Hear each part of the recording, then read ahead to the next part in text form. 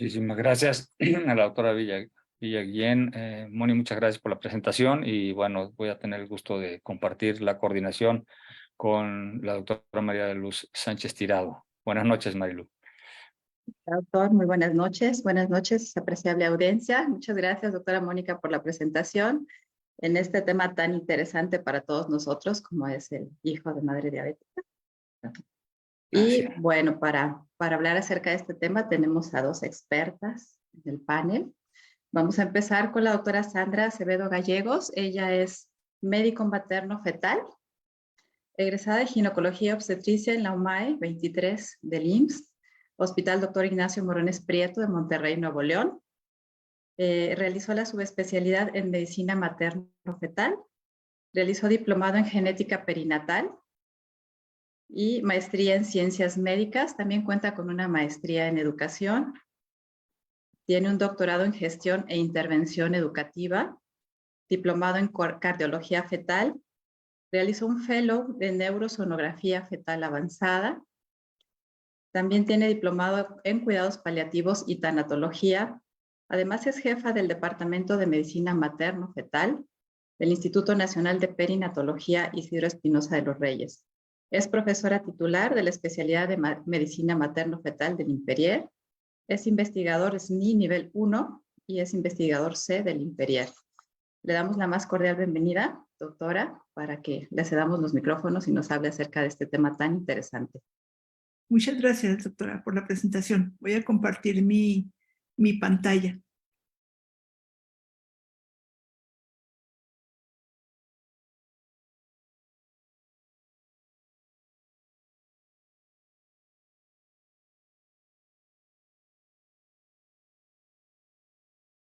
Muy bien, bueno, pues este tema en particular creo que cobra gran relevancia en el medio ambiente actual de México, ¿verdad? Donde realmente el sobrepeso y la obesidad en niños, adolescentes y adultos va hacia la alza.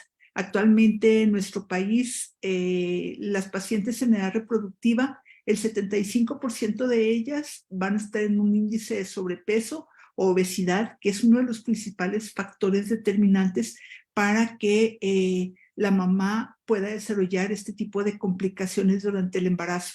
Y definitivamente esto también va a tener una repercusión en la salud perinatal de ese bebé que está llegando pues al mundo y también durante su periodo infantil y de desarrollo en la adolescencia y nuevamente hacia la vida adulta, como lo vamos a ver un poco más adelante.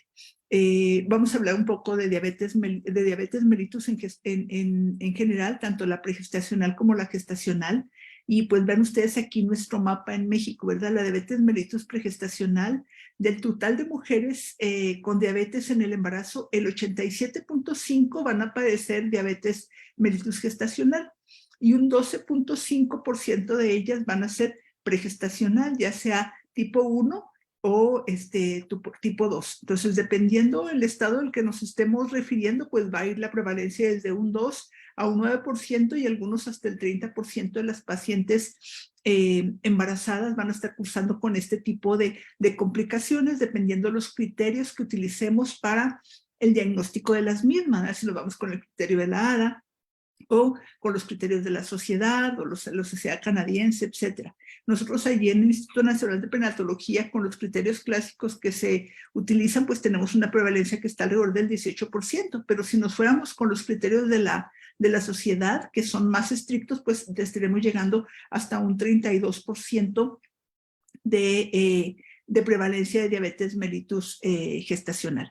Hay varios criterios para el diagnóstico. No voy a hacer yo ahorita énfasis en ellos porque me gustaría más hacer una énfasis en la repercusión fetal de este problema. En general, la diabetes mellitus pregestacional puede diagnosticarse durante las primeras semanas de la gestación. Por definición, toda diabetes que se diagnostica en el embarazo es diabetes mellitus gestacional.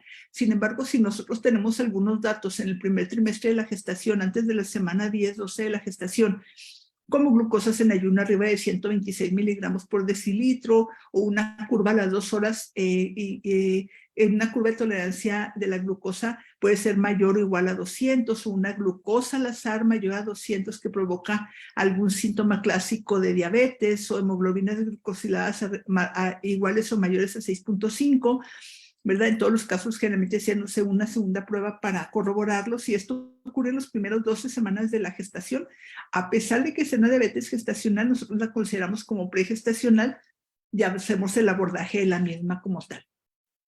Toda Perdón, paciente doctora, que... ¿Sí? ¿me podría ayudar a encender su cámara, por favor? Sí, perdón. Gracias. Perdón. ¿Ahí estoy bien? Sí, ya la vemos. Gracias, doctora. Ok.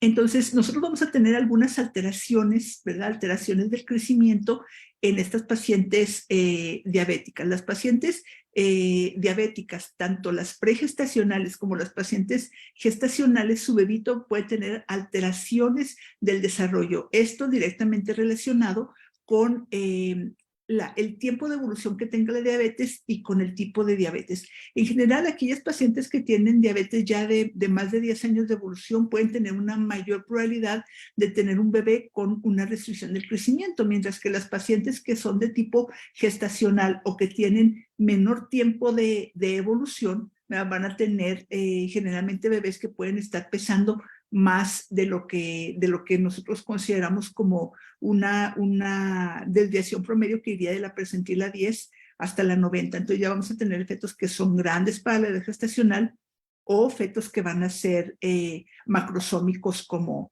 tal, ¿verdad?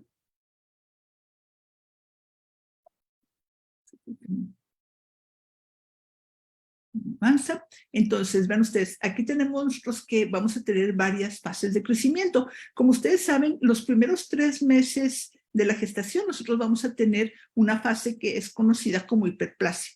¿Okay? Esos bebés, los primeros 3 meses de la gestación hasta la semana 15-16, son bebés que están ganando 10 gramos de peso por semana. De la semana 17 a la semana 26-27, los bebés van a estar ganando entre 80 y 90 gramos por semana, los fetos, y a partir de la semana 27 a las 37 van a estar ganando alrededor de 200 gramos a la semana, para nuevamente caer en una meseta en las últimas semanas de la gestación, donde nada más ganan entre 40 y 50 gramos por semana. Entonces, definitivamente, el diagnóstico de la diabetes gestacional debemos de movernos lo más temprano posible dependiendo de los factores de riesgo de la madre. Si la mamá tiene factores de riesgo importantes, nosotros tenemos que hacer el diagnóstico alrededor de la semana 13-14 para poder establecer las medidas de intervención. Si la paciente tiene factores de riesgo muy, muy importantes, ¿verdad? Ya tenemos bebés que son macrosómicos, óbitos, etcétera, pues tenemos que hacer el diagnóstico dentro de esas primeras 12 semanas de la gestación para saber si se trata de una diabetes pregestacional. Y si la paciente se considera de bajo riesgo, pues ya podríamos hacer el diagnóstico desde la semana 24 a 28. Esto es un poco controversial. ¿Por qué? Porque aquella paciente que tiene bajo o un nivel de riesgo bajo, generalmente no lo vamos a encontrar en México, porque en México casi todo el mundo tiene un origen pues mestizo, ¿verdad? Como los catalogan en Estados Unidos, y pues eso es un factor de riesgo ya importante para tener diabetes de la gestación. Entonces, difícilmente una paciente en México va a caer dentro de ese rubro de bajo riesgo para la diabetes. Entonces, ya decíamos, podemos tener desde restricción de crecimiento hasta bebés grandes para la edad gestacional o bebés macrosómicos. Y desafortunadamente decimos, ok, si tenemos a la paciente en control glicémico, muy probablemente no vamos a tener este problema. Sin embargo, desafortunadamente esto no siempre va a ser así. Un bebé que esté expuesto a niveles elevados de glucosa en el útero, pues definitivamente va a desarrollar, como ustedes ya saben, una hiperinsulinemia. Esta hiperinsulinemia, al tener una gran cantidad de sustrato, el bebé pues va a tener un mayor consumo de oxígeno, entonces también podemos caer en niveles de oxígeno bajo, y esto va a promover que ese nivel elevado de sustrato de glucosa nos lleve hacia el metabolismo del aerobio al anaerobio, por la alta demanda de oxígeno que vamos a tener para metabolizar toda esa glucosa. Entonces, de por sí la diabetes provoca un daño placentario que disminuye la cantidad de oxígeno libre, puede tener alteraciones a nivel de los factores angiogénicos, de la leptina, de los factores de crecimiento endotelial, etcétera. Esto nos va a llevar a alteraciones del endotelio, a aumento de la vascularidad, y este aumento de la vascularidad pues puede hacer que nuestra placenta sea defectuosa en ciertos sentidos, y esto puede darnos bebés que tienen bajo peso dependiendo el tiempo que tenga la diabetes establecida, pero también puede llevarnos a que las pacientes desarrollen preeclampsia. Entonces, una de las principales complicaciones y de las demás temidas de la diabetes de la gestación o de la diabetes pregestacional, pues va a ser este daño a la vellosidad que nos puede llevar al desarrollo de preeclampsia.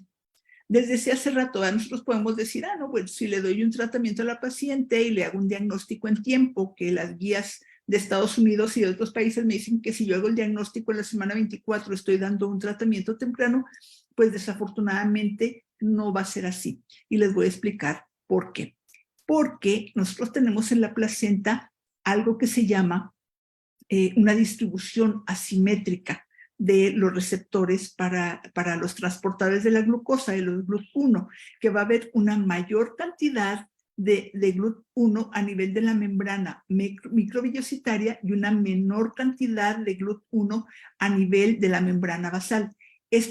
La consecuencia de esto es que nosotros vamos a tener un nivel de glucosa más alto en la mamá, ¿sí? que va a tener un paso limitante, porque los receptores que van hacia la membrana basal van a estar en menor cantidad, y entonces eso va a permitir que al bebé no le llegue tanta glucosa si la mamá tiene elevaciones de glucosa. Pero ¿qué es lo que pasa en las mujeres que están expuestas a niveles de glucosa antes de la semana 24 y que el bebé tiene esa exposición y la placenta tiene esa exposición?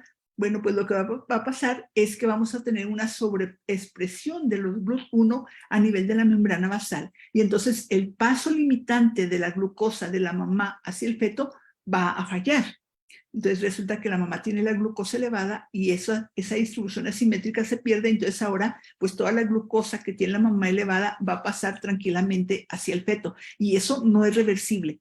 Si los GLUT1 están sobreexpresados en la membrana basal, ya van a quedar sobreexpresados para todo el embarazo. Aunque yo meta a la paciente en un control glicémico, la glucosa que llega a la mamá elevada sigue pasando al bebé en la misma cantidad. Entonces, pues obviamente tenemos bebés que van a ser macrosómicos o que van a ser grandes para la edad gestacional si yo no hago el diagnóstico de diabetes tempranamente. Entonces, ahí tenemos un gran inconveniente. Dices, pues sí la tuve controlada, todo estuvo bien en la mamá, todas sus cifras de glucosa estaban perfectas, porque a fin de cuentas acabé con un bebé de 3,800, de 3,900 o de 4 kilos. Bueno, aquí está la explicación, ¿verdad? Porque nos tardamos demasiado en hacer el diagnóstico. Y desafortunadamente, pues las complicaciones fetales y perinatales en las diabetes, tanto diagnosticadas, ¿verdad? Como también en aquellas que omitimos, pues van a estar a la orden del día. Porque dije ustedes, cuando la diagnosticamos podemos controlarla y podemos estar pendiente de esa mamá y estarla vigilando. Pero el problema es que a veces como ginecólogos perdemos de vista esa situación y nunca le pedimos a la señora una curva, porque siempre es que en ayunas está normal, y en ayunas está normal, y en ayunas está normal. Y bueno, realmente la glucosa que va a afectar la diabetes que va a afectar la glucosa en ayunas, pues es la diabetes pregestacional, pero la diabetes gestacional lo que va a estar afectado va a ser la postpandrial. Entonces estamos perdiendo pues la oportunidad de hacer el diagnóstico. Y luego ya cuando las tenemos diagnosticadas, pues eso no las exime de tener un resultado perinatal adverso, porque desafortunadamente la paciente, o sea, nosotros que tenemos toda una clínica de seguimiento de la paciente con diabetes del embarazo en perinatología, tenemos un solo cubículo. La señora inventa el automonitoreo, ya como se sabe las cifras de glucosa, lleva con su hoja de automonitoreo, ya la trae llena, o la vemos llenándola ahí en el pasillo con la misma pluma y toda está así como 100% de control. Pues obviamente pues se miente a ellas mismas, ¿no? Porque pues, a nosotros no nos van a engañar, pues, pero a veces no llevan la dieta, ¿verdad? Estás tú, ¿cuántas calorías es su dieta? No, pues no me acuerdo. ¿Qué le tocó desayunar hoy? Bueno, no, es que hoy nada más desayuné papaya porque venía al hospital. O no, me tuve que comer un tamal aquí afuera, porque entonces es un problema. O sea, aún y cuando las tenemos ya diagnosticadas, ¿no?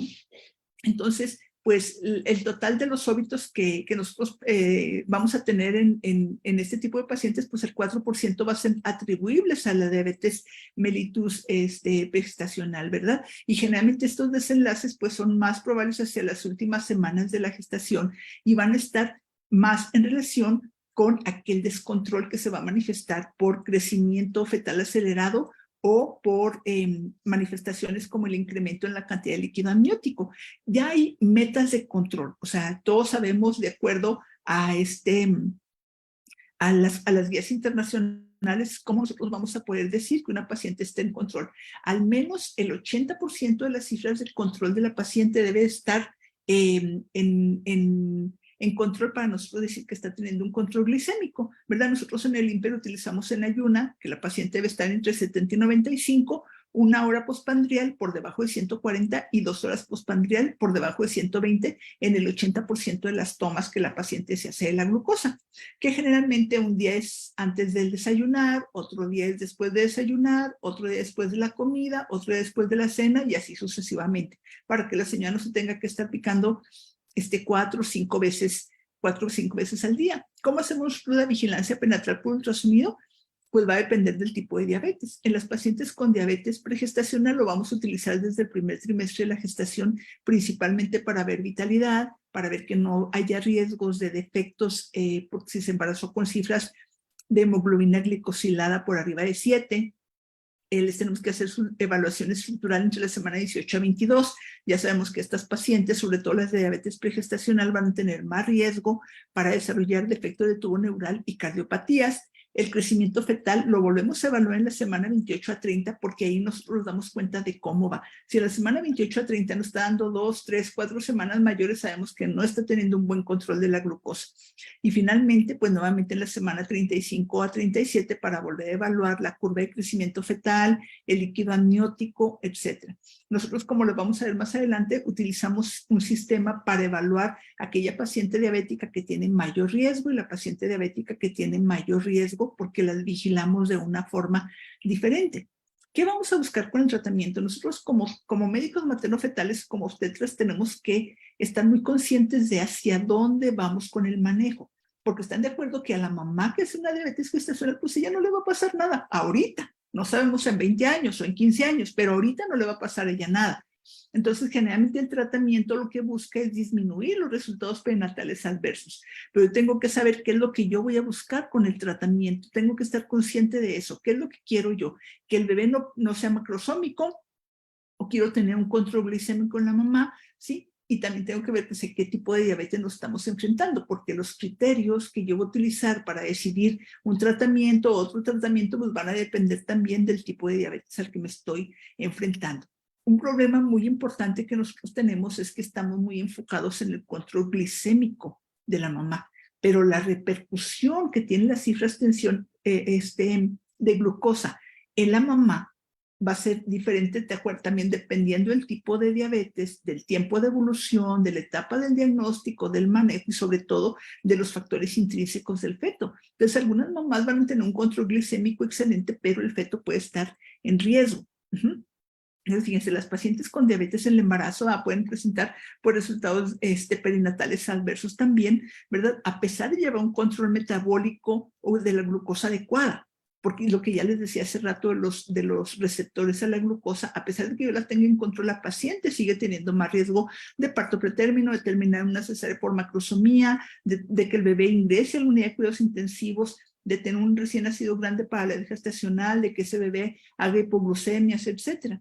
Generalmente nosotros vamos a empezar con un tratamiento no farmacológico, ¿verdad? Que va a estar en dieta, ejercicio, el automonitoreo con la medición de la glucosa capilar y un programa de educación en diabetes. Generalmente les damos a los pacientes que son diabéticas gestacionales, les damos 2 semanas de oportunidad. Si con eso se logra controlar, ahí seguimos. Si no se logró controlar con eso, pues tenemos que pasar a los hipoglucemiantes orales. Ya la que requiere insulina, pues ya es un poco más raro, ¿no? Que una paciente ya requiere insulina siendo diabética gestacional.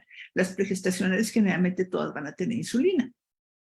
Entonces, ¿qué es lo que sabemos realmente actualmente sobre la repercusión fetal? Bueno, pues que este tipo de pacientes van a desarrollar fetos grandes para la edad gestacional y que algunas de ellas van a tener polidramios. y en mi tesis de maestría fue un análisis para saber qué tipo cuáles eran los otros factores asociados que podríamos ver en las pacientes diabéticas para tratar de desarrollar o que van a desarrollar mayor complicación. ¿Por qué? Porque le decimos que no nos podemos enfocar nada más en el control de la glucosa, porque va a haber otros factores que nos van a llevar a tener un resultado perinatal adverso, no solamente el control de la glucosa. Aquí nosotros incluimos 3 grupos: pacientes que tenían una curva de tolerancia a la glucosa normal, pacientes que tenían un valor alterado y pacientes que tenían 2 valores alterados. Todas ellas tenían glucosas normales, todas ellas tenían un control glucémico adecuado de más del 80%. Y entonces tratamos de ver qué es lo que estaba pasando con ellas. Entonces el objetivo principal fue evaluar otros factores que nos pronosticaban que estaban pasando con esas pacientes, ¿ok? Entonces ven ustedes, todas tenían control de la glucosa, ¿ok? Y unas tenían toda la curva normal, otras tenían un valor alterado y otras tenían 2 valores alterados. ¿Y qué fue lo que encontramos en estos 3 grupos de pacientes? Que todas tenían glucosa o control glicémico adecuado. Ven ustedes, tenemos el grupo de las que tenían la curva de tolerancia a la glucosa normal, de las que tienen un valor alterado, que ahora es diabetes gestacional leve, ¿verdad? Pero entonces hay intolerancia a los carbohidratos, y las diabéticas gestacionales como tal, que tienen 2 valores alterados. Y yo quiero que se vayan allá a la flechita de resultado perinatal adverso. Y ustedes van a ver que en las que tenían curva de tolerancia a la glucosa normal, el 40.8% de los bebés tuvieron un resultado perinatal adverso compuesto. Sí, ya sea macrosomía, hipoglucemia, hiperbilirubinemia, dificultad respiratoria, etc. El 61% de las que tenían un valor alterado tuvieron un resultado perinatal adverso, y el 49.7% de las que tenían 2 valores alterados en la curva también tuvieron un resultado perinatal adverso. Entonces ven que dijimos, ¿cómo es posible? O sea, prácticamente el 50% de todas nuestras pacientes están teniendo un resultado perinatal adverso. ¿Qué está pasando? Bueno, después nos fuimos al índice de masa corporal. Entonces ustedes vean, en las de curva normal, pues tenemos un 27.3 en promedio de índice de masa corporal, en las de un valor alterado, un índice de masa corporal de 29.2, y en las de 2 valores alterados 28.8. Entonces ahí nos dimos cuenta pues que el sobrepeso es un factor muy importante en estas pacientes para tener un resultado perinatal adverso también, ¿no? ¿Qué evaluamos en el feto? Bueno, en el feto evaluamos la circunferencia abdominal, evaluamos la cantidad de líquido amniótico, ¿ok? Como factores predictores. Entonces, nuestro punto de corte fue una circunferencia abdominal arriba de la percentila 75 como un factor de riesgo para un resultado perinatal adverso, y líquido amniótico incrementado. Y entonces vimos que los bebés que aparte tenían este tipo de alteraciones tenían una mayor cantidad de resultados perinatales adversos. Entonces vimos pues que para nosotros tratar de mejorar los resultados perinatales debemos de tener un control glicémico adecuado, un crecimiento fetal normal, o sea, ni restricción del crecimiento ni sobrepeso, un líquido amniótico normal, una paciente disciplinada al tratamiento y una ausencia de vasculopatía o de enfermedad hipertensiva. Si nuestra paciente no tiene ninguna de estas alteraciones en la clínica de diabetes, generalmente la consideramos que es una paciente de bajo riesgo y la estamos viendo cada 4 semanas. Cualquiera de estas alteraciones que esté presente es una paciente que tenemos que ver cada semana o cada 2 semanas, y en función de cómo llegue ese día, pues ya vamos a ver qué es lo que le toca como tal. Entonces, pues vamos a tener nosotros embarazadas con control glicémico que tienen hallazgos fetales normales, embarazadas con diabetes gestacional en descontrol con hallazgos ultrasonográficos alterados, y pues embarazadas que nosotros decimos que tienen un control metabólico y donde también vamos a tener alteraciones fetales. Si la mamá tiene un control metabólico perfecto, pero el bebé está macrosómico o grande para la gestacional o tiene polidramios, no podemos considerar que la paciente esté en control, ¿verdad? Si el bebé tiene una circunferencia abdominal arriba de la percentila 75 o un incremento en la cantidad de líquido amniótico o una regulación circunferencia cefálica, circunferencia abdominal menor a la percentila 10, o ha tenido una aceleración en la curva de crecimiento que es mayor al percentila 90, pues sabemos que es un bebé que puede tener resultados perinatales adversos, ¿verdad? Y entonces lo que nosotros nos dedicamos pues a vigilar cómo está la curva de crecimiento de ese bebé. Tenemos tablas que utilizamos, calculadoras en internet que son de uso gratuito para saber cómo le va la velocidad de crecimiento y cuándo está un bebé saliéndose de las gráficas de control. Vean ustedes acá, cuando tenemos nosotros aceleraciones de la curva de velocidad de crecimiento, pues vean que prácticamente todos los resultados perinatales, vean, para macrosomía 8 veces más, para un bebé grande, para la edad gestacional 12 veces más, y pues de ahí contando, ¿verdad?, con estas pacientes. ¿Qué hacemos nosotros en esta clínica? Bueno, pues cada visita, en esta primera visita, ven ustedes, tenemos una serie de variables que analizamos en la mamá en cuanto llega, su peso actual, peso ideal, cuánto ha ganado de peso, si tiene su perfil de lípidos, cómo está su hemoglobina glicosilada, su hemoglucotés en el momento, sus bililabs, revisamos su monitoreo, cuántas calorías es en la dieta. En ese momento pasa con la dietista que está con nosotros allá afuera del consultorio, de la nutrióloga.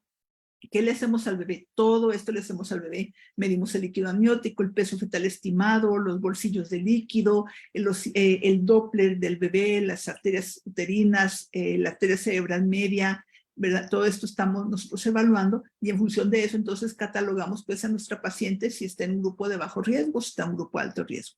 La circunferencia abdominal fetal es un marcador muy importante que nos habla a nosotros de aquel bebé que está en riesgo prácticamente pues de fallecer o de tener un peso grande para la edad gestacional o tener alguna situación de este tipo. ¿Cómo hacemos nosotros la vigilancia? Bueno, pues les digo, o sea, primero evaluamos todo por ultrasonido, y solamente aquellas pacientes que quedan en un riesgo elevado son aquellas pacientes que van a pasar a una vigilancia, ya sea por PCS, por perfil biofísico, perdón, para ver qué es lo que sigue. Si nosotros nos limitamos nada más a hacer pruebas sin estrés en todas las pacientes, sin evaluar definitivamente cómo está el bebé, pues vamos a estar fallando, porque vamos a tener pérdidas fetales, porque la PCS, la prueba sin estrés, pues no nos va a decir realmente si ese bebé está en riesgo o no está en riesgo. También hay una evaluación estructural muy detallada. Todas las pacientes pasan a evaluación cardíaca, porque digo, pues una de las principales situaciones que vamos a tener son aquellas pacientes que van a desarrollar un defecto, ¿no?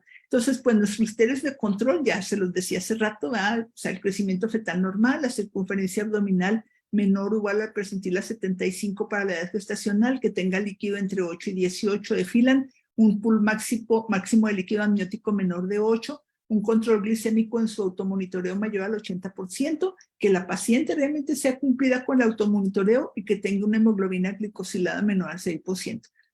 Parece que es fácil, pero es bien difícil que la paciente cumpla con todo esto, ¿verdad? Para considerarla realmente que está en bajo riesgo.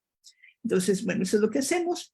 Esquema de madurez pulmonar solamente lo usamos si la paciente va a nacer antes de la semana 36 y si la paciente ha estado en control. Si la paciente ha estado en descontrol, no le va a servir el esteroide, porque va a estar bloqueado el efecto esteroide por la hiperinsulinemia, y realmente lo único que vamos a hacer es descontrolar la glucosa de la mamá, y entonces podemos tener una muerte intraparto, una muerte transetaria, etc. Entonces, o bien antes de que empiece el trabajo de parto. Entonces, no utilizamos esquema de madurez pulmonar de rutina. ¿Cómo terminamos el embarazo? Pues va a depender del tipo de diabetes, de la evolución, de si la paciente es de alto riesgo, de bajo riesgo para un resultado perinatal adverso. No tenemos receta de cocina, ¿verdad? Digo, va a depender de varias situaciones. También va a depender si es parto, cesárea, el tamaño del bebé, la posición, o sea, las situaciones obstétricas. En algunos lugares dicen, nosotros operamos a todas las diabéticas en la semana 38. No, acá va a depender mucho del tipo de diabetes. Digo, y si quedó clasificada como una paciente con alto riesgo o una paciente de bajo riesgo. Definitivamente, pues el abordaje debe ser multidisciplinario, ¿verdad? De tomar en cuenta endocrinología, obstetricia, nutrición, psicología, quién va a recibir al bebé, o sea, todo esto es multidisciplinario, y tenemos que tomar mucho en cuenta lo que les decía yo al principio de la plática, ¿verdad? Estos bebitos que están expuestos a una situación de riesgo, ¿verdad? A hiperglucemias dentro del útero, que son bebés grandes para la edad gestacional, ¿quiénes van a lidiar con ellos? Ustedes, ¿verdad? Porque entonces es el bebé que siempre tiene hambre, que no se llena con nada, que la lactancia materna no le funciona, que le tienen que completar con fórmula, que empiezan a ser obesos desde muy pequeñitos, que les tienen que hacer ajustes de la dieta, que no les pueden empezar cereales, que a veces llegan esos bebés a familias que tienen malos hábitos alimenticios y entonces empiezan a ser gorditos desde chiquitos, ¿verdad? Y la mamá es gordita, el papá es gordito, el bebé es gordito y entonces estamos postergando o contribuyendo al ciclo transgeneracional de la obesidad y la programación de las enfermedades del adulto. Entonces, pues definitivamente el manejo de estas pacientes dentro de un equipo interdisciplinario, lo que les cuento, pues es lo que nosotros hacemos en perinato, cómo hemos tratado pues de mejorar el resultado perinatal y obviamente siempre nosotros cuando vamos a Sacón Bebé, pues siempre nos comunicamos con neonatología, lo comentamos en los casos, ¿verdad? Para saber qué tipo de bebé se va a recibir, estamos siempre pendientes de colaborar con el obstetra para decidir el momento adecuado para interrupción y pues realmente es una vigilancia muy, muy estrecha la que hacemos de este tipo de pacientes, pero no es algo que se logre pues de la noche a la mañana desde tratar de convencer a los médicos que no todas van a tener pruebas sin estrés, ¿verdad? Porque al principio nos hablaban, no le van a hacer la prueba sin estrés, no. Pero ¿por qué no? Y si se muere, no se va a morir ahorita, ¿verdad? ¿Por qué? Porque es una paciente de bajo riesgo, porque ya evaluamos todo esto, pero pues ha sido todo un camino. Y bueno, pues la verdad no tengo más que agradecerles la invitación para esta plática y si hay preguntas al final, pues con mucho gusto. Muchas gracias.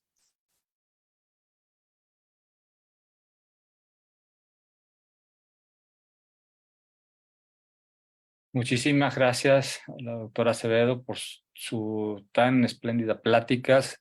Me parece que fue muy didáctica y al final, como usted bien lo dijo, haremos el panel de preguntas y respuestas y comentarios agregados.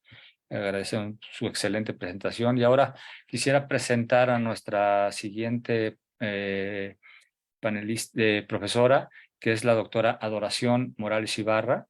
La doctora Adoración es pediatra neonatóloga, se especializó en pediatría médica en la unidad médica de alta especialidad del Hospital General Centro Médico Nacional La Raza.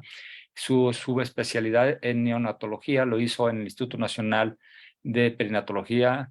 Es jefa de la División de Pediatría de la UMAE Hospital de Gineco-Obstetricia número 3, Centro Médico Nacional La Raza, adscrita a la Unidad de Cuidados Intensivos Neonatales del Hospital Pediátrico de Peralvillo, de CEDESA.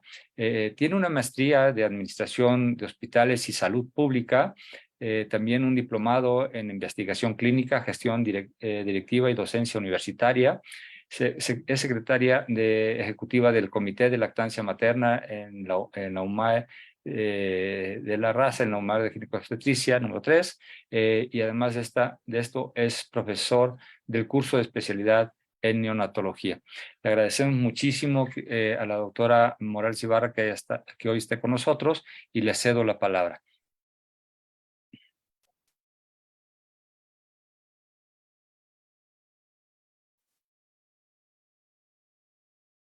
¿Cómo están? Muy buenas noches.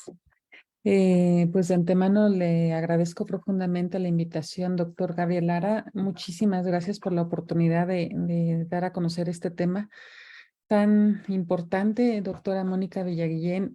Muchas gracias por este momento y día especial para el tema, para su servidora y obviamente para la población que vamos a nosotros atender día con día. Es un problema nacional el hijo de madre diabética. Vamos a abordarlo de diferentes maneras porque pues, hablar de este tema es un monstruo, el hijo de madre diabética. Lo vamos a llamar así porque obviamente no podemos nosotros tomarlo como a la ligera porque tenemos un problema internacional de lo que significa la diabetes. Esto es una forma en cómo se ve la diabetes en el mundo. Estas son de las últimas estadísticas que se han visto. Pues bueno, vemos que va en incremento. Día con día, pues hay bastantes muertos por diabetes. Se habla de un muerto por cada 5 segundos. Y pues esto remunera bastante en los gastos de salud que hay a nivel internacional. Solamente esto es hablando de adultos, pero bueno, sabemos que esta población ya ha aumentado más en la edad pediátrica. Hablamos de cómo están las cifras en México. Estas cifras nosotros las tenemos gracias a que perdón. Gracias a que está el corte en el 2021. Vean ustedes, la población con diabetes es 14,123, pero tenemos bastantes niños afectados por un embarazo cuya mamá presenta hiperglicemia. La prevalencia de diabetes gestacional es de 13,3% y va en aumento. Vean ustedes el esperado al 2023 y en posteriores años, cómo esto es lamentable porque obviamente se nos espera un problema de salud muy, muy severo.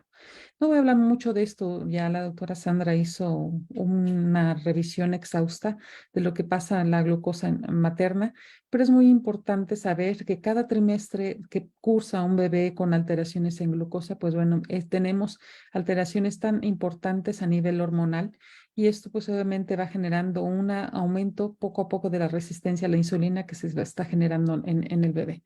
Y aquí acabamos que tenemos una mala producción de insulina y tenemos alteraciones en las células beta en el páncreas del bebé. En el metabolismo de la glucosa posparto hay una infinidad de elementos que vamos a tener como alteración de la glucosa en el bebé. Esto lo vamos a manejar de la siguiente forma. Tenemos una hipertrofia importante de los islotes fetales, pero tenemos estas alteraciones en una respuesta alterada en el glucagón y en la epinefrina que nos va a generar hipoglucemia neonatales. Tenemos estas alteraciones en la glucogenólisis y en la gluconeogénesis para que tengamos también alteraciones en la hormona de crecimiento. Vamos a hablar posteriormente de hipoparatiroidismo, pero todos estos elementos son los que son responsables de que nos generen las alteraciones en los bebés. A grandes rasgos, vean ustedes lo que nos genera un elemento de elevación de la glucosa. Si nosotros tenemos una hiperglicemia materna, tenemos una hiperglicemia fetal. Esto tenemos dos rutas de importancia, una alteración en la organogénesis y tenemos alteraciones en la tercera a sexta semana de gestación y tenemos una regulación positiva de insulina con hiperinsulinemia crónica. Todos estos elementos sumados son los que nos dan los elementos que va a presentar el hijo de madre diabética. Disminución en la producción y secreción de surfactante, incremento en la tasa metabólica que nos genera estos elementos que son el día a día que presenta el hijo de madre diabética y un excesivo crecimiento fetal. Esto nos va a remunerar de diferentes maneras. Hablamos de malformaciones congénitas, los que obviamente en el hospital, trabajamos en hospitales de referencia. Esto es algo muy común que ya nos está llegando lamentablemente porque nos está afectando día con día la atención de los bebés. Ven ustedes estas cifras que son muy interesantes. Si son hijos de madres sin diabetes mellitus, el riesgo de una malformación congénita es 2,4%. Si son hijos de madre con diabetes mellitus gestacional, incrementan un 2,8%, y si son hijos de madres que tuvieron diabetes pregestacional, incrementa hasta un 7%.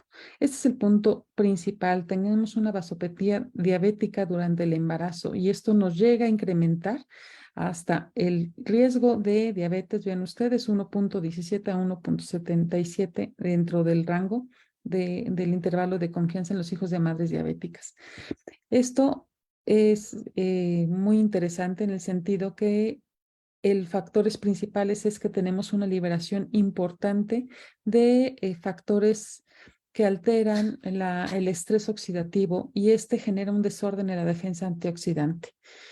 Esto a nivel mitocondrial, pues hay una sobrecarga metabólica por glucosa, nos incrementa el estrés oxidativo, nos genera el daño en el DNA, microRNA, alteraciones en la vía de señalización, reversión en el tratamiento antioxidante. Bueno, dentro de las terapéuticas se manejaba que pues, se puede generar una reversión de estos elementos si hay un tratamiento antioxidante con N-acetilcisteína, resveratrol y melatonina. Pero estas cifras son muy importantes que nosotros podemos revisar y tener como riesgo, con factor de riesgo importante, si tenemos estas cifras en la alteración de la hemoglobina glucosidad. Ven hasta dónde nos incrementa el riesgo de alteraciones congénitas si tenemos mayor de 11 este elemento. Bueno, vemos un sinfín de órganos que están pues, obviamente con bastante compromisos, sistema nervioso central, anomalías craneofaciales, genitourinarias, que esto nosotros lo vemos y es importante porque las tenemos que detallar si el bebé tiene algún factor predisponente, como una mamá con diabetes pregestacional. Podemos tener todos este tipo de alteraciones dentro de lo que obviamente genera un problema de salud son las cardiopatías congénitas. Sabemos que en México, pues con la llegada del tamiz cardíaco, nos ha ayudado mucho y obviamente trabajando de la mano con medicina materno-fetal, porque esto nos incrementa la diabetes gestacional hasta 3 veces más la presencia de defectos. De los más comunes que se están presentando son las comunicaciones interauriculares e interventriculares, la doble vía de salida de ventrículo derecho, tronco arterioso. Un factor importante que genera estas cardiopatías es la formación de especies reactivas de oxígeno en el feto que genera, obviamente, el estrés oxidativo. Tenemos esta expresión que está alterada en el gen PAX3 porque este nos va a alterar también parte de los eventos que van a generar la formación de la cresta neural cardíaca y también de malformaciones del sistema nervioso. Si tenemos la combinación de la disminución de la expresión del gen PAX3 con hiperglicemia materna y aparte del estrés oxidativo, obviamente nos vamos a ganar un evento de cardiopatía congénita. Parte de la fisiopatología de por qué tenemos malformaciones congénitas, pues bueno, implica esta alteración en el gluteus a nivel de la placenta y estas alteraciones del gen que mencioné que representa esta disminución. Esto nos va a conducir a un incremento de estas enzimas del AMP, sinasa y de este gen DNMT3, DNMT3B, que nos va a generar estos dos eventos, ya sea hacia la formación de una cardiopatía o un trastorno del tubo neural. Muchos de estos elementos nosotros los podemos estar vigilando. Es algo muy importante. Ya tenemos nuestras guías que nos ayudan a detectar una cardiopatía temprana después de las primeras 24 horas de nacimiento. No vamos a tocar este punto en cuanto es el flujograma para un tamiz cardíaco, pero es importante por el cual es la importancia. Estos elementos, el síndrome de regresión caudal dentro de las malformaciones del sistema nervioso central, nos incrementa un hijo de madre diabética, aumenta hasta 200 veces la presencia de este síndrome. Podemos tener este síndrome en asociación de malformación caudal espinal, intestino posterior, pero también podemos tener dentro del tipaje de la regresión caudal el tipo 1 que muchas veces está desapercibido y solamente se aprecia si es que el niño conforme va avanzando en su desarrollo tiene presencia continua de alteraciones de dermatitis del pañal y bien también no suele él contener, tener el control de esfínteres. Hablando de macrosomía, esto es un elemento importante. Ya lo mencionó la doctora Sandra, ellos ven de forma consecutiva cómo va incrementándose ese perímetro abdominal cuando está en la etapa fetal. Pero pues estos niños, conforme van teniendo mayor crecimiento de la grasa corporal, tenemos que su circunferencia puede llegar a aumentar de forma más exagerada después de la semana 24 de gestación. Y tenemos como manifestación que hay mayor proporción de la relación pecho-cabeza y hombro-cabeza. Estos, los tejidos donde tenemos mayor crecimiento de grasa, porque son tejidos sensibles a la insulina, pues estamos hablando del cuello, de los pliegues cutáneos en extremidades superiores e inferiores.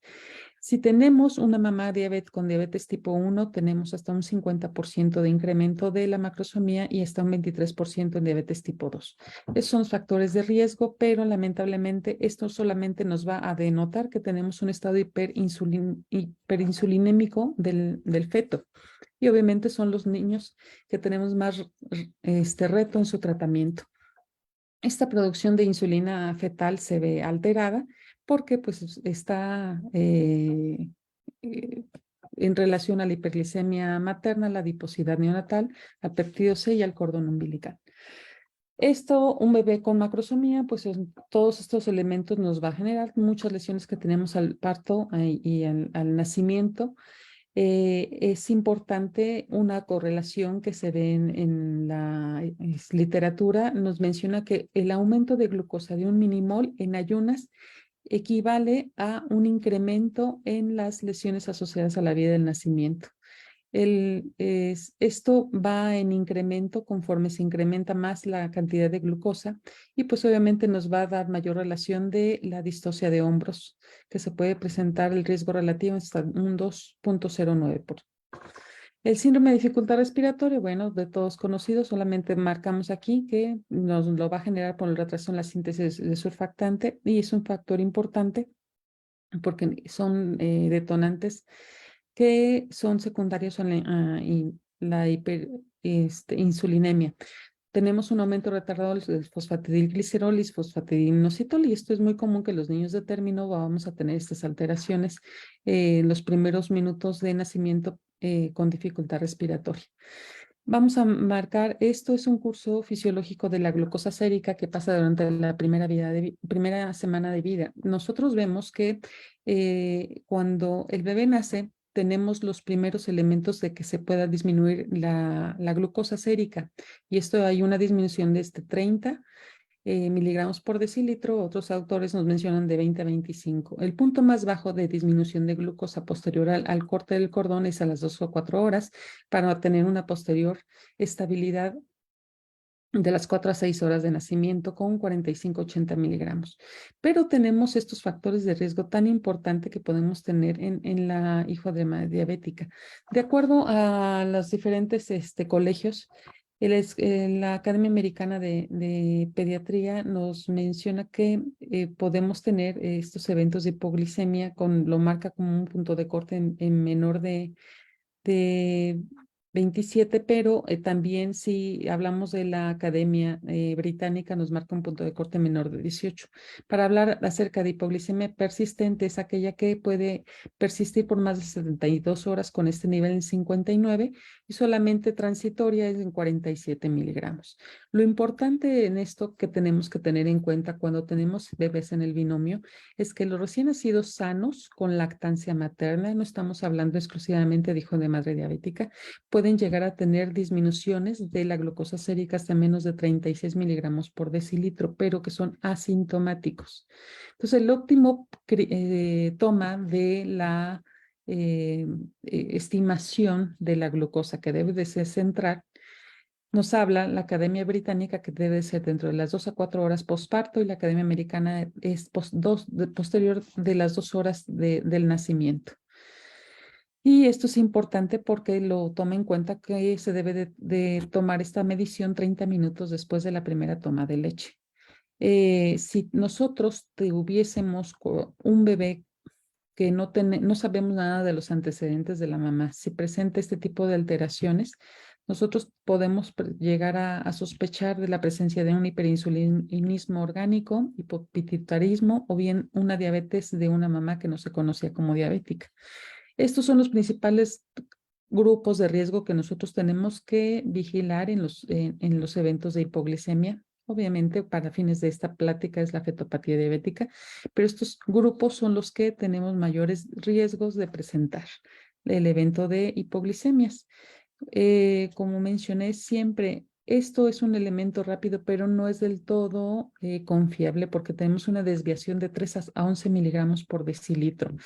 Entonces, lo idóneo, obviamente, que sea una toma de glucosa y que sea procesado a través de procesos enzimáticos, a través del método de exoquinasa, para confirmar la hipoglicemia verdadera. Tenemos que reconocer estos eventos que nos dan de manifestaciones clínicas en el bebé: apatía, llanto, debilidad, hipotonía, coma, apnea, un sinfín de manifestaciones clínicas que deben de estar asociadas con los niveles de hipoglicemia que ya mencioné. Entonces, para los enfoques de detectar adecuadamente un evento de hipoglicemia, tenemos que sumar 4 enfoques: condición clínica del bebé, los datos epidemiológicos, los antecedentes que tenga la mamá, la presencia o la ausencia de una respuesta fisiológica normal, la presencia o la ausencia de una lesión cerebral y secuelas a largo plazo. Estos son los umbrales que maneja la Academia Americana de Pediatría acerca de cómo son lo esperado para la presencia de hipoglicemias. Entonces, si tenemos a las menos de 4 horas de nacimiento, podemos tener estos umbrales de 25 a 40, de 4 a 24 horas, que son las más confiables, de 35 a 45 y mayor de 24 horas a partir de 45 miligramos por decilitro. Todos estos son los factores por los cuales nosotros podemos diferenciar una hipoglicemia. Ven ustedes que estos son elementos que podemos tener día con día acerca de las patologías que pueden llegar a tener los recién nacidos. Pero es importante, aquí como punto de señalarlo en la plática, es que tenemos que tener, más que nada, si tenemos factores de riesgo con el hijo de madre diabética, iniciar temprano la alimentación con leche materna, porque esto promueve la gluconeogénesis y cetogénesis, aumenta leve de la insulina debido a la lactosa materna. Esto es un punto muy importante que nos ayuda a mitigar un poco la presencia de hipoglicemia. Y esto solamente si se maneja de forma inmediata, solamente las soluciones con glucosa van a generar mayor secreción de insulina y así sucesivamente. Entonces, por eso es tan importante apegarnos siempre a la normatividad de alimentación exclusiva con lactancia materna en la primera hora de vida. Fomentar, donde todo, los mamás que son difíciles de convencer, a mamás que son obesas, que son un reto otorgarles la orientación hacia la lactancia materna, que es un punto importante que nosotros vamos a ayudar posteriormente al control de estas madres.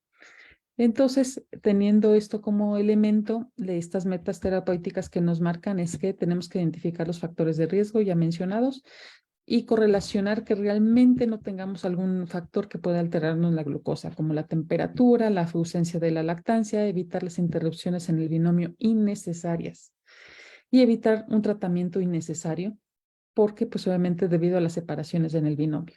Entonces, como punto también de corte nos marca la literatura. Para al menos de 4 horas, estas son las recomendaciones. Alimentación inicial en la primera hora de vida, evaluación de la glucosa sérica 30 minutos después de que el bebé se alimenta y si la glucosa es menor de 25, nuevamente un control. Solamente si la glucosa es menor de 25, otorgar este bolo de solución glucosada 2 mililitros en caso de persistir la hipoglicemia. Si la glucosa es mayor, solamente hay que continuar y seguir fomentando y defendiendo la lactancia materna. En las 4 a 24 horas de nacimiento es importante seguir con la alimentación cada 2 o 3 horas, hacer las mediciones de glucosa sérica antes de cada alimento. Si la glucosa sérica está baja, a diferencia de 35 miligramos, a diferencia de las de 4 horas, debemos de tener el control 1 hora después. Si la glucosa es menor de 35, ahora sí, dar el bolo. Si la glucosa es de 25 a 45, seguir la alimentación. Estas recomendaciones son importantes porque, vean ustedes, solamente en el evento de hipoglicemia asintomática, tenemos manifestaciones clínicas y un factor menor, una cifra menor de 40 miligramos por kilo, otorgar el bolo de solución glucosada y seguir con una infusión de solución glucosada al 10% a 80 a 100 mililitros por kilo. Mantener concentraciones idóneas de 40 a 50 y ver la respuesta en los próximos 30 minutos una vez instalada esta terapéutica. El consenso de todos los colegios, tanto de América como de Europa, Australia, nos marcan que es idóneo que una vez que el bebé se mantenga con concentraciones de glucosa muy elevada, tenemos que administrar esta solución a través de una vía central. Es solamente intervenciones urgentes a través del gel de Destrox al 40%, que estos geles, bueno, se han manejado en Europa, que equivalen a esta concentración de glucosa y si es más importante la cantidad de glucosa más baja, podemos tener una aplicación de intramuscular de glucagón. Si la glucosa kilo minuto es mayor de 8 miligramos por kilo, con una medición de menor de 40 miligramos, durante las primeras 48 horas. Aquí sí es un factor importante porque estos elementos nos hacen sospechar de hiperinsulinismo, entonces el manejo es con glucagón. Entonces, estos elementos, si tenemos glucosa, administración de glucosa kilo minuto mayor de 10 miligramos, más aparte alteraciones en el cortisol e insulina, tenemos que tener la sospecha de estas alteraciones: hiperinsulinismo, deficiencia de cortisol, hormona de crecimiento, glucagón. Eso es lo relacionado con hipoglicemia, policitemia, hiperviscosidad. Estos niños son muy comunes que nos lleguen a presentar estas alteraciones. Pues es importante porque nos genera una hipoxia fetal crónica, sedimentación vascular, isquemia, infartos. Y nuevamente es un reto que representa estos elementos que también se alteran durante el metabolismo. Es muy común en el hijo de madre diabética, representa un reto, y tener muy presente en qué momento iniciar la administración de corrección de hipocalcemia. Es importante reconocer las manifestaciones de la hipocalcemia sintomática, porque solamente en estos eventos vamos a tener que tener la administración de gluconato de calcio hasta 2 mililitros por kilo. Hipomagnesemia es importante porque muchas veces va de la mano, y esto solamente nos habla que hay una reducción en la secreción de hormona paratiroidea, disminución de su capacidad para poder responder. La atención en la sala de partos. Un hijo de madre diabética que tenemos factores de riesgo muy importantes, tenemos que tener un equipo calificado. No tenemos por qué tomarlo a la ligera porque es un complejo muy grande, y realmente es donde nosotros tenemos que tener más abordaje en estos niños. Es importante, y nuevamente nos mencionan, tenemos que ayudar a proteger y promover el apego inmediato, contacto piel a piel, inicio de la lactancia materna de manera inmediata. Para los niños que posteriormente al nacimiento empiezan con dificultad respiratoria, aparte de estos elementos, nosotros tenemos que abordarlos, y obviamente son niños que también son susceptibles a la presencia de infecciones y de neumonías congénitas. Un niño que presenta también que no es monitorizado en el área de materno-fetal y que viene la mamá llegando por primera vez y presenta manifestaciones de dificultad respiratoria, también es importante sospechar en estos elementos en cuanto a cardiopatía. Consecuencias a largo plazo. La obesidad y la diabetes tipo 2, pues bueno, ya estamos viendo que lamentablemente tenemos un sistema de salud que tenemos que tener mucho enfoque en cuanto a lo que se va a hacer con esta pandemia de diabetes. Ustedes saben que en México lamentablemente tenemos el primer lugar a nivel nacional de diabetes en la infancia, y obviamente en cuanto a la obesidad. Esto nos vamos a tener que tomar elementos muy importantes, porque estos elementos posterior a que el niño vaya creciendo, vean ustedes cuánto volumen de alteraciones vamos a tener. Mayor índice de masa corporal que la población general. 40% de esta población van a desarrollar diabetes tipo 2 entre los 20 y 24 años. Hay una secreción inadecuada de insulina, con una resistencia tisular a la insulina de muchos años posteriores, y tenemos también intolerancia a la glucosa. Todo esto nos va a generar esta alteración en la angiogénesis, aumento en la apoptosis de las células endoteliales y alteraciones en el factor angiogénico. También tenemos que tomar en cuenta que estos hijos de madre diabética pueden llegar a tener alteraciones en el lenguaje, aprendizaje, memoria, coordinación motora, resolución de problemas. Lamentablemente, estos niños se ha visto que en el rendimiento escolar han tenido las puntuaciones más bajas en tareas verbales, en la habilidad motora fina y gruesa. La continua exposición a la hiperglicemia a nivel cerebral, esto nos ha generado alteraciones en el coeficiente intelectual, generando los promedios más bajos, y los rendimientos escolar también alterado. Vean ustedes, tareas gráficas y visoespaciales son de los elementos que están más alterados. Tienen poca probabilidad de completar lamentablemente su rendimiento escolar, con un abandono de la preparatoria. Y los hijos de madre con diabetes pregestacional, diabetes gestacional y glucosuria en el embarazo nos dan las puntuaciones más bajas en las evaluaciones de ingreso de los niños que van a iniciar el kinder. Los mecanismos de los defectos cognitivos en los hijos de madre diabética, pues bueno, lamentablemente tenemos una hipercetonemia que nos va a alterar la estructura del cerebro. Si esto le agregamos la genética de la mamá y su descendencia con la exposición ambiental, lamentablemente tenemos este deterioro en toda la descendencia. También estos niños nos están reportando elementos que están en riesgo de alteraciones neuropsiquiátricas, como un trastorno leve en neurodesarrollo, desorden de conducta, hiperactivismo, déficit de atención, trastornos psicóticos. Esto, lamentablemente, vean cuánto nos aumenta estos riesgos de patología, la diabetes gestacional, un riesgo hasta 6 veces. Y la diabetes pregestacional, aquí tenemos este elemento. Hoy en día tenemos más niños con este trastorno autista, déficit de atención, y muchas veces desconocemos el porqué. Y esto mucho va de la mano del índice de masa corporal. Lamentablemente también se han reportado desarrollos y la presencia de esquizofrenia. ¿De dónde viene el problema? Por la disminución de las células de Purkinje. Y esto pues obviamente nos da todas las consecuencias posteriores. Las alteraciones auditivas, bueno, esto es algo importante porque, bueno, ya nos está llegando tamiz audiológico y es importante vigilarlos porque estos niños son los que tienen también mucho de las incidencias de sordera bilateral neurosensorial. Si le agregamos que tenemos un hijo de madre diabética con exposición a hiperbilirrubinemia, asfixia y enfermedad coronaria, son los que tienen mayor riesgo de generar esta patología. Por lo tanto, es importante vigilar y mantener este tamiz audiológico preferencial y mantener un seguimiento estrecho. A manera de conclusiones, pues ven ustedes, el reto de tener un hijo de madre diabética es vamos a mencionarlo así, es una bomba de tiempo en el sentido en que mal abordado tenemos un niño con muchos problemas posteriores.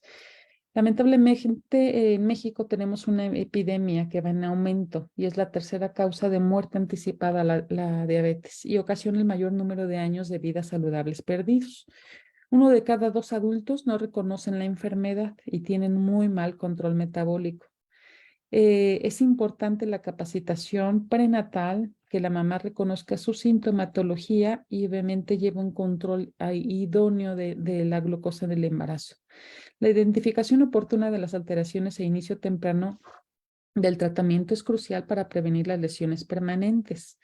Esto es un motivo tan importante de mantener la lactancia materna para ayudar al binomio, tratarlos de mantenerlos juntos para que puedan seguir produciendo los beneficios de la lactancia. Empoderar nuevamente al equipo de salud y empoderar a la mamá para que pueda preservar la lactancia materna. Concientizar los eventos adversos que puede generar los hijos de madres diabéticas, mantener en alerta el equipo de salud para tener un adecuado abordaje protocolario. Nuevamente, como al final al igual de la presentación de la doctora Sandra, esto es un equipo multidisciplinario que tenemos que tener alrededor de un hijo diabético. Y pues muchísimas gracias.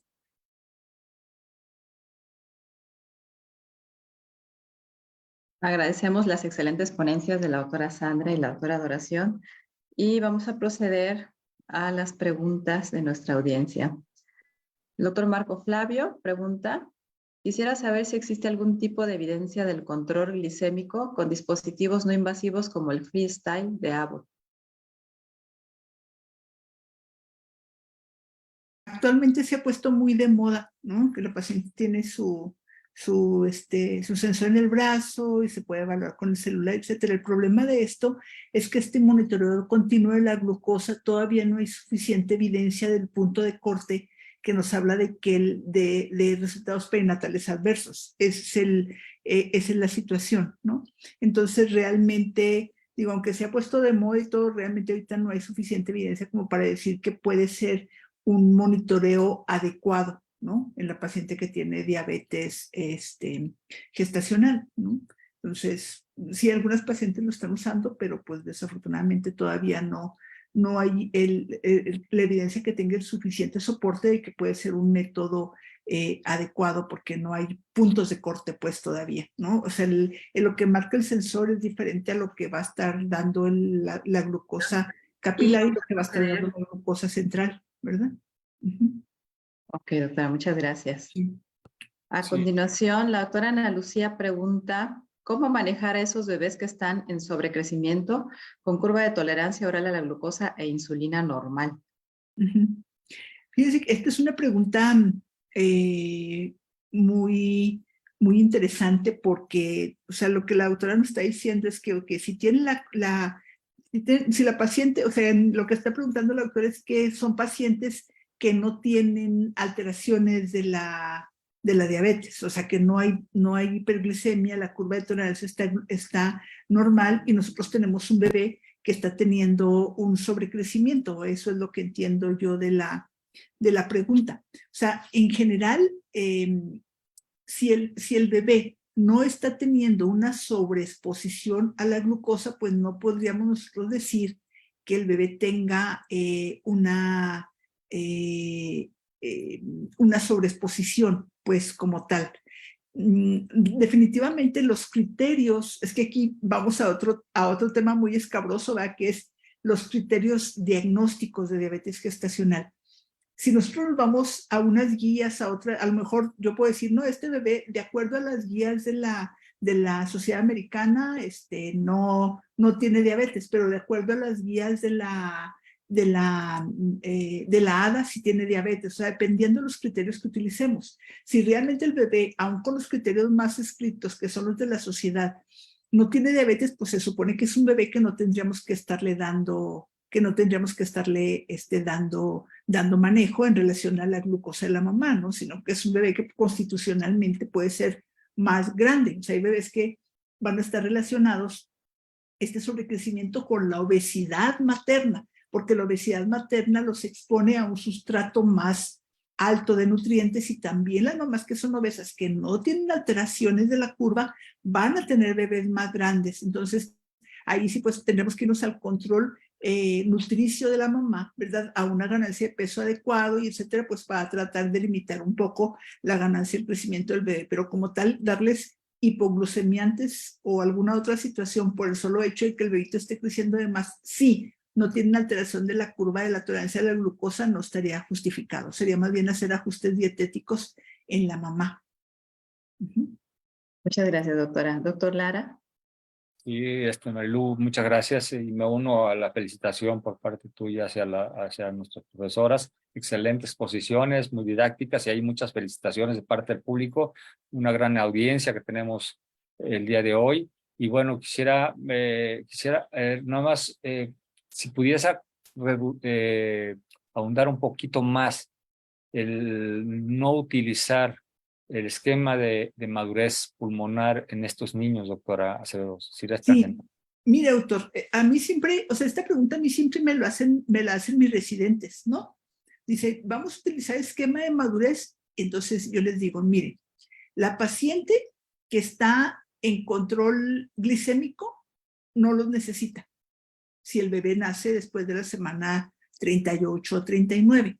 Si la señora está en control glicémico y por alguna situación el bebé tiene que nacer antes de tiempo porque se rompió la bolsa, porque tuvo un parto pretérmino, por alguna situación, y el bebé nació antes de la semana 34, definitivamente, si sabemos que van a ser en los siguientes 7 días, sí podemos utilizar esquema de madurez pulmonar y tenemos que hacer toda la vigilancia de la mamá, ¿verdad? Con esquema de insulina en caso de que se empiece a descontrolar de la diabetes. Pero si la mamá está en descontrol, así nazca antes de tiempo o a tiempo, etcétera, la hiperglucemia va a bloquear el efecto del esteroide. Entonces, lo único que yo voy a hacer va a ser descontrolar a la mamá y no va a tener un efecto directo sobre la madurez pulmonar del feto. Desafortunadamente, estamos ante un uso indiscriminado, brutal. O sea, yo ya no tengo palabras para decirlo del esquema de madurez, ¿no? Porque todos, no, es que le voy a esquema de madurez. ¿Y por qué le dieron? No, pues no más por sí, no va a hacer que pase algo. Entonces ya se les dan como vitaminas a las señoras, ¿verdad? Y la señora inclusive llega y dice, oiga, no me va a dar esfuerzo para el pulmón o no me va a dar las vitaminas para el pulmón. Y yo así, pues no, porque no tiene indicación, ¿no? Y obviamente, pues los efectos de los esteroides, como ustedes lo saben, son efectos para toda la vida, en el neurodesarrollo, en el páncreas, o sea, de por sí son bebés que tienen más riesgo para tener diabetes en la vida postnatal, pues, y aparte les damos bombas de esteroides, pues más para deterioro. Entonces, la respuesta sería muy simple, ¿verdad? Le digo, si tienen control, no van a requerir si nacen de término, y si estén en descontrol, no les van a hacer efecto. Y hay muchísima literatura al respecto. Muchísimas gracias, doctora Acevedo. Creo que con esto también contestó otra pregunta del doctor Salinas, a quien le mandamos saludos. Decía que no se den hipoglucemiantes a las embarazadas y solo usar. Tenía un cuestionamiento aquí en este sentido, el doctor Salinas. Sí, mire, doctor, si la paciente, el esquema es el siguiente, si la paciente es diabética pregestacional, ¿ok? Y estaba en control con insulina, la señora sigue manejándose con insulina. No se les dan hipoglucemiantes, solamente insulina y dieta. Pero si la paciente es diabética gestacional, lo primero que se inicia es dieta, ejercicio y medidas higiénico-dietéticas, ¿no? Y se le dan 15 días de tiempo. Y luego pasamos, si no se controla con eso, pasamos a metformina, ¿ok? Y con la metformina también se les dan 15 días de oportunidad. Ya sabemos que no hay efectos teratogénicos, que la metformina realmente es bastante segura en el embarazo. Si con la dieta, el ejercicio y la metformina no se logra el control, siempre y cuando realmente la paciente esté llevando su dieta y esté tomando el medicamento, entonces ya iniciamos la insulina. Más o menos el 80% de las diabéticas pregestacionales van a tener con dieta, ejercicio y metformina, sin problema, de las gestacionales. Solamente muy poquitas van a requerir insulina. Muy Gracias. poquitas. Sí, muchísimas gracias, doctora. Adelante, Marilu. Muchas gracias, doctor Lara. Las siguientes dos preguntas están relacionadas. Una es acerca de la vigilancia cardíaca pre y postnatal del feto macrosómico. ¿Cuál es la vigilancia? Y nos preguntan también con cuántos niveles de hemoglobina glucosilada se tendría que enviar estudio de ecocardiograma en búsqueda de cardiopatías congénitas. Bueno, la primera, bueno, voy a contestar primero la segunda y luego me voy a la primera, porque la primera es más funcional, creo, ¿no? La primera, o sea, toda paciente embarazada, toda, independientemente de que sea diabética o no, tiene que tener un tamizaje de cardiopatías entre la semana 11 y 13.6 y un segundo tamizaje de cardiopatías entre la semana 18 y 24, porque la cardiopatía es 1 de cada 100 recién nacidos en nuestro país. Entonces, todas tienen que pasar por un tamizaje, todas. Pero la paciente diabética pregestacional tiene que ir a un ecocardiograma fetal alrededor de la semana 24, independientemente del control glicémico que haya tenido o de la hemoglobina glicosilada con la que se haya embarazado. Toda diabética pregestacional tiene que tener un ecocardiograma fetal, es un estudio dirigido a corazón, no nada más un tamizaje, ¿verdad? O sea, todas, independientemente de los niveles de hemoglobina glicosilada. Muchas gracias, doctora. Sí. Ay, bueno, la otra es de cómo se vigila, ¿no? Al feto. O sea, generalmente hacemos la evaluación estructural. Hay algunas, ya se han descrito algunas pruebas de función cardíaca fetal que se pueden hacer, porque estos bebitos desarrollan cardiomiopatías, ¿no? Los bebés con exposición a hiperglucemia dentro del útero pueden desarrollar cardiomiopatías, generalmente son cardiomiopatías hipertróficas, ¿no? Pero se les hace, cuando ya tiene este tipo de cardiopatía, se les hace un índice de función cardíaca, ¿verdad? Prenatalmente, que tiene que ver con evaluaciones del ducto venoso, de las fracciones de eyección, del ventrículo, con la diástole presente o ausente en umbilical, si son bebés que están teniendo datos de hidrox ya o polidramnios, etcétera, ¿no?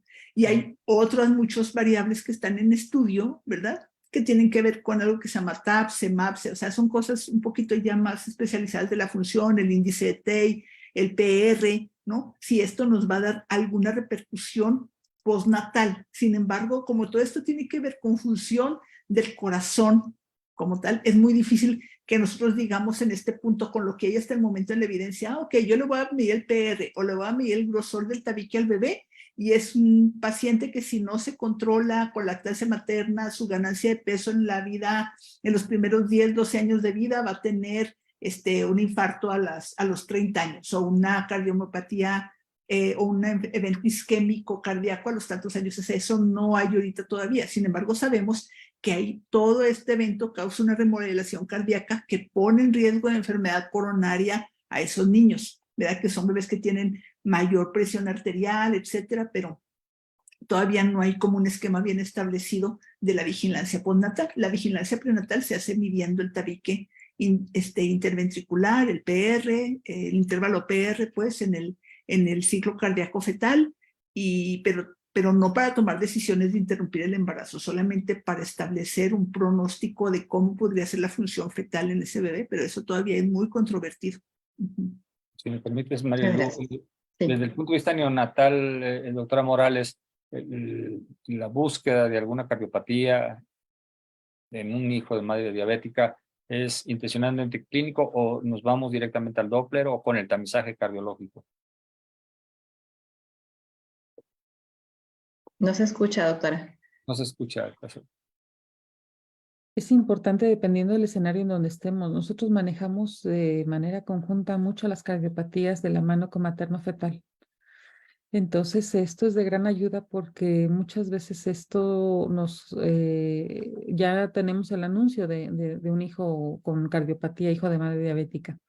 Dentro de los que llegan espontáneos en esta población, nosotros le hemos detectado las cardiopatías que son muy escasas a través del tamiz cardíaco, obviamente en un niño que no tiene necesidad de oxígeno dentro de las primeras 24 horas. Entonces, si tenemos un niño, es importante reconocerlo con factores de riesgo asociados, con ya sintomatología y con presencia de alteraciones de oxigenación, es por demás de detectarlo de la mano con Doppler para sospechar en la cardiopatía. Gracias, doctora Morales. Por aquí hay otra pregunta. Y buenas noches. El seguimiento, hablando del seguimiento del hijo de madre diabética, ¿se debe seguir esperando que se mantenga en una percentila del nacimiento? La lactancia materna, si la madre no sigue haciendo un buen control, ¿puede afectar al lactante? Sabemos que el hijo de madre diabética están por arriba de percentiles de 90. Obviamente estamos hablando de un macrosómico y estos niños nunca van a entrar en el canal de crecimiento adecuado. Son niños que se van a mantener por arriba de estos dentro de lo normado porque pues obviamente su naturaleza le va a limitar estar que caiga en un percentil 25-50, no lo va a poder hacer. El seguimiento debe ser continuo porque la exposición de la diabetes nos va a generar estos elementos a largo plazo. Entonces, estos niños sí tienen que mantener el seguimiento de pediatría y obviamente de estimulación en dado caso de que hubiésemos tenido, obviamente, todas las manifestaciones que puede llegar a presentar estas criaturas. Entonces, es muy importante mantenerlos en vigilancia y de forma estrecha con manejo, con nutrición. No. Gracias, doctora Morales. Andamos sobre el tiempo ya para concluir. Hay más preguntas. Las podemos hacer llegar a nuestros profesores y luego contestar de manera individual. No sé si quisieran agregar algo, Marilu, para ir finalizando. Únicamente felicitarlas. Tenemos muchas felicitaciones de la audiencia por sus excelentes ponencias. Creo que han sido muy didácticas, de mucho provecho para esta noche. Muchas gracias, doctoras. Les Muchas gracias agradezco, por la invitación. les agradezco su invitación y pues obviamente es un tema que da para muchísimo tiempo, porque es un complejo que realmente no lo tenemos nosotros tan dimensionado, obviamente, hasta que no hacemos una revisión a conciencia de los problemas que hay a nivel nacional. Y considero obviamente que esto es un punto de lanza para que en México se generan políticas diferentes para estos niños, porque son los niños que nos van a gobernar, al final de cuentas, ¿no? Muchísimas Doctora Moni, muchísimas gracias. Gracias. Sí. Muchas gracias, doctora Acevedo, doctora Morales, de verdad interesantísima las dos pláticas y pues me quedo con lo que dice la doctora Morales en el sentido de pues que tenemos que poner mucho más énfasis en estos pacientes. La diabetes está creciendo a una velocidad rampante, muy peligrosa. El doctor Zoe Robledo hace unos días dijo que no había manera económicamente de poder cubrir las necesidades de los pacientes con diabetes y con obesidad y también otro tipo de pacientes con hipertensión. Entonces, nosotros tendríamos que tener políticas de prevención, de detección, de manejo de estos pacientes mucho más estrictas para pues, evitar todas las consecuencias de la vida adulta, porque pues estos niños, como bien ya comentaron, hijos de madre diabética, pues van a ser grandes para edad gestacional, van a ser niños que pueden desarrollar diabetes y todas sus consecuencias en la vida futura. Entonces, bueno, pues son muchas lecciones, ¿verdad? De esta plática que de verdad les agradecemos muchísimo que hayan aceptado participar con nosotros y pues también al doctor Lara, a la doctora Marilú, que pues hicieron un gran trabajo en esta coordinación. Nos vemos el día 25 porque por razones de agenda nuestro ponente no puede en un par de semanas, que es como hemos venido presentando las sesiones. Entonces, la próxima sesión de octubre va a ser el día 25. Y bueno, si no hay más comentarios, con esto pues damos por terminada la sesión. Gracias a todos. Buenas noches. Que descansen. Buenas noches, muchas gracias, Moni, muchas Buenas gracias. noches, muchas gracias. Muchas gracias, buenas noches. Buenas noches, descansen.